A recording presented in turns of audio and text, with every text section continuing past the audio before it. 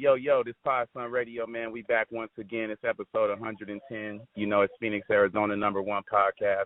We've been doing our thing lately in New Orleans. You know, if you checked out the Masterpiece thing, I want to shout out to y'all for that. So we've been moving in a good direction and things like that. But today we got another New Orleans legend on the phone. You know, he tapped in. He gave us some of his time. So I want to thank him for that. But we got Turk, young Turk, hot boy Turk in the building. How you doing today? What's up with y'all? You already know, man. Thugging this out. Man, we appreciate you. So first of all, obviously we're going to start from the top. But before we do that, this is an Arizona show. So I'd always like to ask about any Arizona experiences you might have had throughout the course of your career to start the show. Man, I'm but the Arizona tea. Nothing but the Arizona tea? Yeah. No tour stops or nothing like that ever out here where you had any memorable experiences? Nah, man. I always heard it was just hot in Arizona, dry. So I ain't never just really you know, we done been through there, but I never just chilled out there. I feel it, man. It is hot as a firecracker. I ain't gonna lie to you, but I'm telling you, we're gonna have to get you down there then so we can create some memories. All right? For real. All right, so we'll start from the top. So go ahead and talk to us, people in Arizona. What's it like for you growing up in New Orleans and the Magnolia Project specifically? Like, cover that for us. What was that like for you, your life growing up? I mean, it was a normal, you know, hood kid life growing up, man. Just like it's a hood and poverty everywhere. That's what I grew up in. I grew up in poverty. One parent household. My mama, I didn't grow up with my father, so you already know I was influenced by what I seen in the streets. And what I seen in the streets was nothing but drugs, murder, and sex. You know what I'm saying? So that's all I knew coming up. I didn't know nothing else. But I always had a strict mama, so I had both sides. I had the streets and I had to get my education. That was a must. And my mama installed God in us, so you know I was pretty much balanced out. Okay, all right. And I've actually only been through New Orleans one time. I went through a little bit earlier this year. Had a ball. So for the people that's out west, kind of explain like the different wards and sections in New Orleans. Even like, because obviously, you know, we grow up coming up out here listening to Cash Money and No Limit. You hear about the Magnolia and the Callio. What's the difference from like all the different wards and stuff like that? Briefly, if you can explain. It's just sectioned off. You know, you got Uptown, which you have the Melphamine Project, where I was born at. We have the Magnolia, where I moved when I was like 5, and I grew up at. Then you got the Callio, where Master P was from. Then you got the 13th, where PG was from. That's Uptown. And you got downtown. It's all sectioned off. It wasn't never no gangs, no blood, no Crips, no Vice Lords, G's. There wasn't none of that coming up. Everybody just repped their set, where they was from, like their hood. You know what I'm saying? Mm-hmm. There wasn't no gangbanging structure like that. Got you. Okay, so it's really just ward specific. All right, so at what point, let's say, when did you know rapping was it for you? Like before, obviously, everything blew. Like when did you start really getting into writing lyrics and, you know, putting songs together? At an early age, man, I was actually in middle school. You know, I ain't take it serious until I signed with Cash Money, really. But I used to rap at like DJs, school dances, parties, and sock hops and stuff like that around the hood and at school. You know what I'm saying? But when I signed with Cash Money, that's when I took it serious. Okay, that's what's up. All right, and I ain't no super journalist or nothing like that. You know, I call myself just a real nigga with a podcast.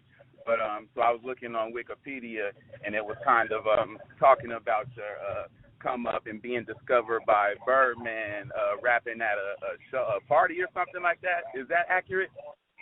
At a DJ, you know, Wikipedia is not real, but they I don't know where they get their information from. But yeah, I actually was rapping to him at a DJ, Magnolia Shaw, to introduce me to them. You know, she was a female artist. She's dead now. She got killed in New Orleans. Oh, man. And, man, her used to rap at these DJs and stuff, and I just told her to basically put in the word for me with Cash Money, and she did. One day, Manifest had a DJ. They came DJ'd in the Magnolia. I was there, rapped with Slim. And he gave me a card, and the rest basically was history after that. Told me to come to the studio. I did. Okay, all right. And then let's say you official Cash Money. Back at that time, how does life change for you? I mean, I basically was living the same way. Man, I still was hanging in the hood, still drugging and thugging. You know, I just was going from tour to the hood. You know, it wasn't nothing different. I didn't feel nothing or see nothing different. You know, as I was coming up, man, it was just like a something I love to do. You know what I'm saying? It wasn't nothing different. I ain't seen nothing different at the time. You know, Yeah. but when I went to jail, that's when I realized that, man, we was somebody. Yeah, absolutely, man. It's crazy to actually hear you say that because, like I said, and I'm a lot younger, but I was old enough coming up to where that's what we was bumping was Cash Money, even out west. You know what I mean? So y'all was stars out here. So it's crazy just to even hear that. But All right. So let's kind of talk about just the Hot Boys era for you. Like, I know you had to feel some of the stardom in the hood at that point. Nah, because it's like I say, if you was a rapper in New Orleans, you was regular. You know, everybody just in New Orleans, man, they don't treat you like no star. Yeah. You know, until they see somebody else from another city or somewhere treating you like a star, talking down on you or something like that, then they act like you that big star. They know you or something like that. You know what I'm saying? Yeah. Man, that is nuts for sure. But like I said, I haven't really been to New Orleans like that, but I'm sure it's like that with a lot of stars who come from their hometowns, you know. So I'm sure it's probably regular, but it's just still crazy to hear. All right. So, I mean, One thing that always stick out to me and I feel like was a big part of the Cash Money era was obviously Manny Fresh production. So what did you guys know, like, he was coming with something just totally different, or to y'all was it like, yo, we just rapping over these beats at the times, or could y'all already tell he was special working with Manny Fresh? I mean, we already know, man, we had our own sound, so us as a collective together, we was bringing something different to music anyway, you know, so I already knew anytime we hooked up with Manny Fresh, it was going to be something special. Yeah, and he produced your solo album, right? Manny Fresh produced all our music. We didn't have no outside production. He was the only in-house producer. Wow. Man, let's talk about the Guerrilla Warfare. Now, that album was a smash. I can't say across the globe because I don't know. I've never been around the world, but obviously it took America by storm from We On Fire to the I Need a Hot Girl. Them was some smash records. What was y'all thinking, or what would you say was, we know what the outcome was in the nation, but how did you guys feel as a unit, and what did you guys see as the results of that specific album? Man, once again, bro, I promise you, I used to be so high, man, I ain't never really just enjoyed, you know, I never enjoyed the fruits of what we were doing. And I didn't even know what a billboard was, you know what I'm saying? Like, wow. How I know now what billboard mean and platinum plaques and all that, I didn't know what that was when we were doing our thing. We just was rapping, you know what I'm saying? Then on tour performing, and we didn't know nothing about no sound scans and, you know what I'm saying, the number game. You didn't really just know, you know? God. And it's crazy, but, you know, people just really finding out that stuff when we sacrificed and showed them how to get that dope. Yes, I don't know. Yeah, now looking back, and it's almost crazy, but I feel like you guys kind of opened the door for all the young artists now that are thriving because they're like, they kind of seen everything that you guys went through, and they making sure that they're pretty much avoiding it. You know what I mean? So I feel like y'all pretty much set that foundation. So at the end of the day, I think our generation was the last of the not knowing. You know what I'm saying? Now you got to damn near pay these artists and give them what they need because it's so easy to make some money. They can make money on their own. They don't really need you now. So you have to convince them some type of way. The only way to convince them is to make them happy. Yeah. And actually, that leads me to a question. What do you feel like it would have been like if you guys had social media in the Cash Money or in the Hot Boys era? That'd have been crazy, man. You think they had characters then, man? I mean, right now, boy, we'd have stayed going viral. We'd have stayed going viral, man. It was crazy. All right, and then last question on that specific air. How about any funny stories, funny moments? I don't know, any show, like concert stories you can give us, anything you can remember. I know you said you was high, but anything you can think of from that Hot Boys era. Man, I got a lot of funny stories, man, but if I told you, they wouldn't buy the book. So if they want to hear funny stories, they gotta go buy the book, man. The autobiography of Turk out right now on Lulu.com. You know, I just can't give everything to you. You feel Absolutely. They gotta go buy it, man. They gotta go buy it if they want to know certain things. Nah, I got you. I'm gonna go pick that up too. Is it in stores? Is it in Barnes and Noble? It's in Lulu.com. The link is in my bio. You know, okay. I actually put it out with a publisher, and me and her, you know, didn't see eye to eye, so I wound up taking it down off of all the platforms, and I did it independent in one place where I can control it, you know, and the link is in my bio. You can get the hardback, you can get the audio book, you can get the paperback, you know what I'm saying, straight from the link. Oh, absolutely. I'll make sure we plug that link when we post this interview too. But that's actually smart. It sounds like going independent is probably the better route. So you, like you said, you able to control that. Yeah, independent always the best route. It's always I would advise anybody anything that they're doing to learn from their mistakes, or learn before they even make their mistakes, man. And you know, go the independent route. A lot of people be getting caught into the watch, necklace, earrings, and grills, and they get blinded to the fact that they really could do it on their own because social media have made it to where it's that easy for you to be able to do it on your own.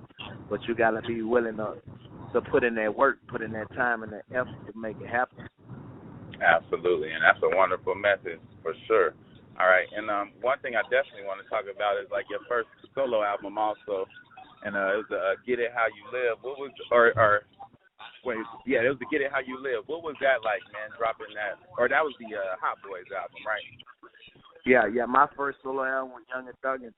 Young and Thuggin', okay, yeah, that's what I want to talk about, yep. Young and Thuggin'. So what was it like going solo, or not going solo, but recording your solo project, and how did that feel different from recording with the group? I mean, my solo album was basically done in like a week, you know, and it was at a time when the group was breaking up, Juvie was leaving, BG was leaving, and the fun wasn't in it no more, you know what I'm saying? Yeah. It was like, man, let me go ahead on and drop this album and get it over with, you know. The whole camp was breaking up at that time, so I really didn't enjoy it, man, to be real. Then I was in and out of rehab and stuff around that time, actually in and out of jail around that time, you know what I'm saying? I was going through a whole lot when that album dropped. I hear you.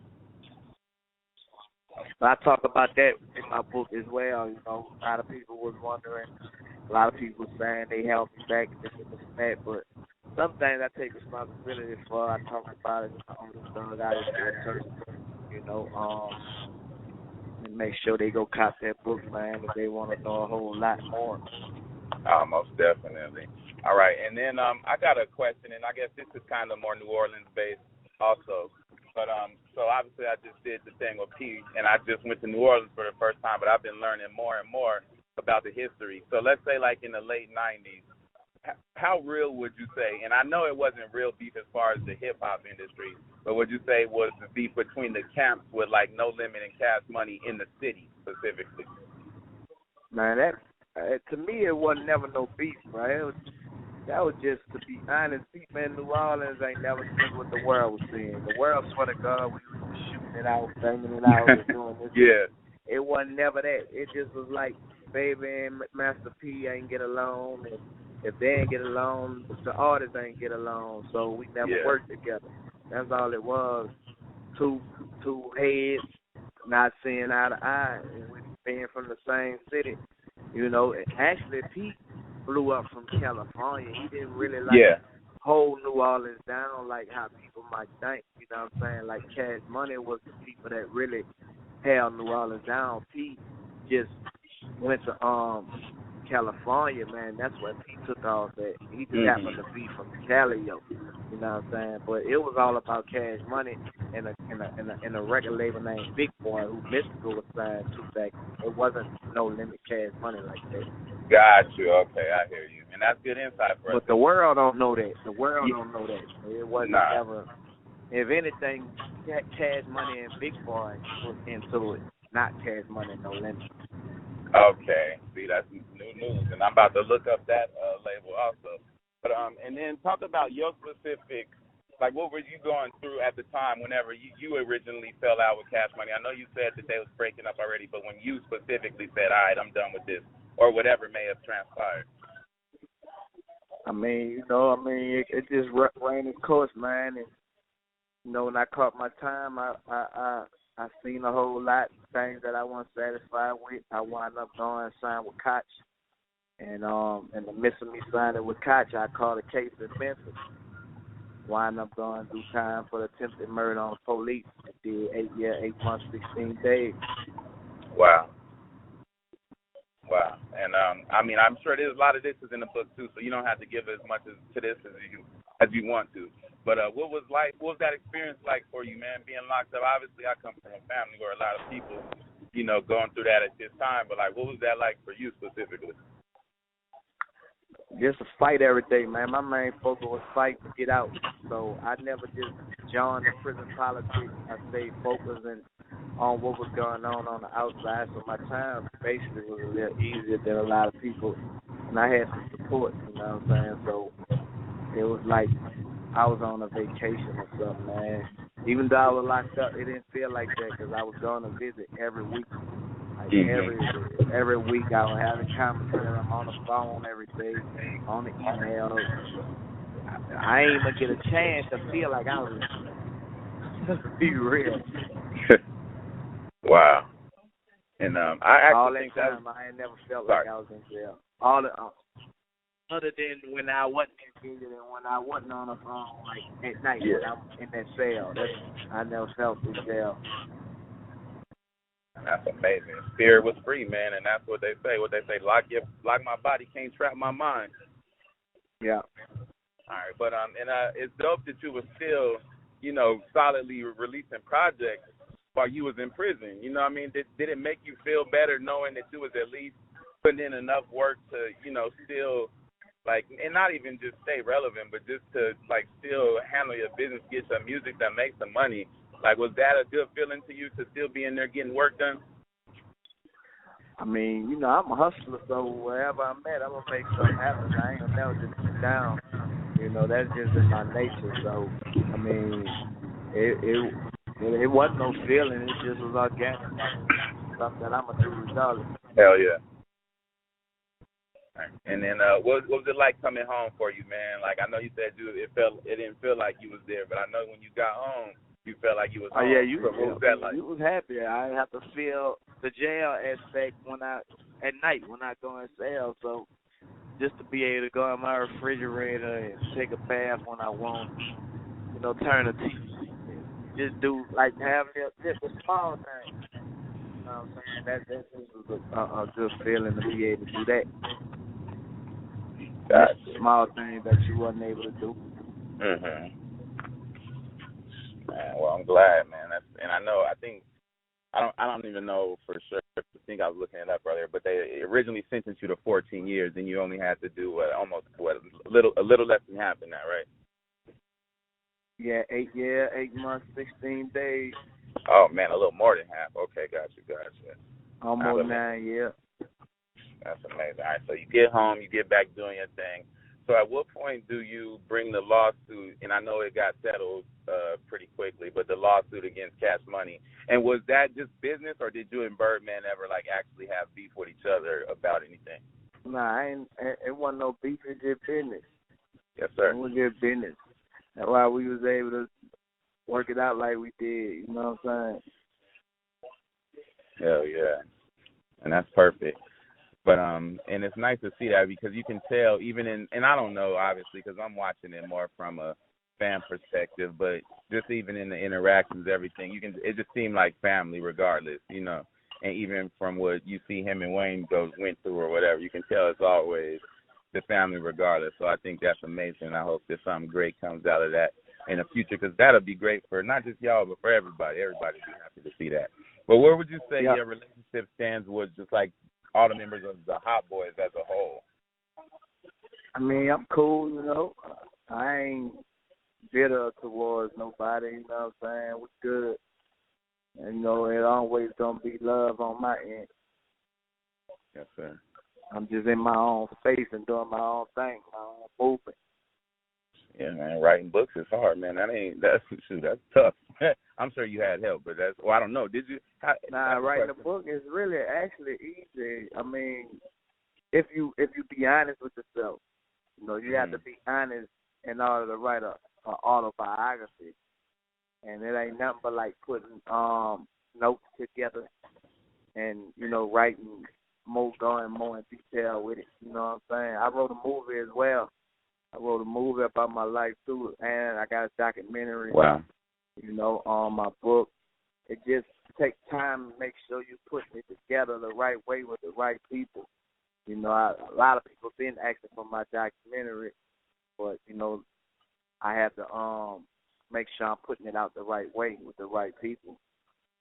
Man, yeah, I'm about to. The story is legendary, man. Once it do release on the right platforms like I want it, man, it's gonna be inspiring. One thing about your story, it never get old because it's your story and only you can tell it.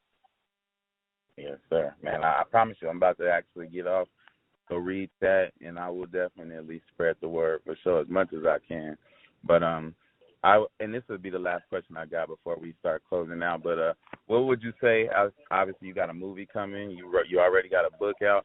Outside of that, what would you say? Yeah, I wrote the screenplay. It ain't in no casting yet, but hopefully, man, you know, 2020 will be that year, man.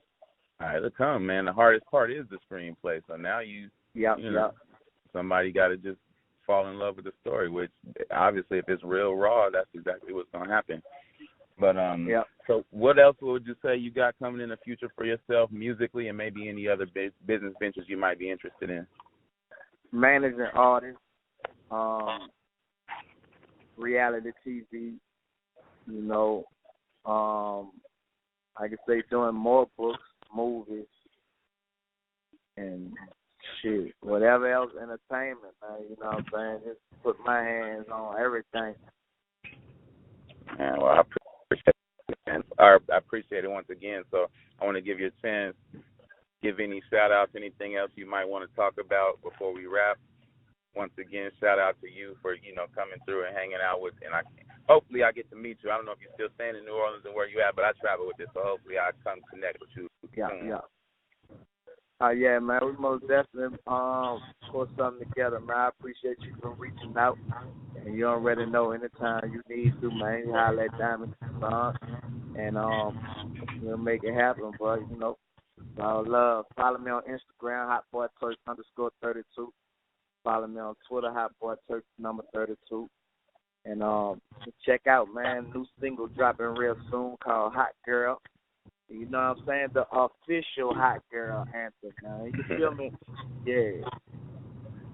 Hey, man, it's Podson Radio once again. I want to thank you one more time. Y'all have a wonderful day. Shout out to the listeners. Shout out to all the followers and everybody who keep showing us love, because we love y'all. And we out like that.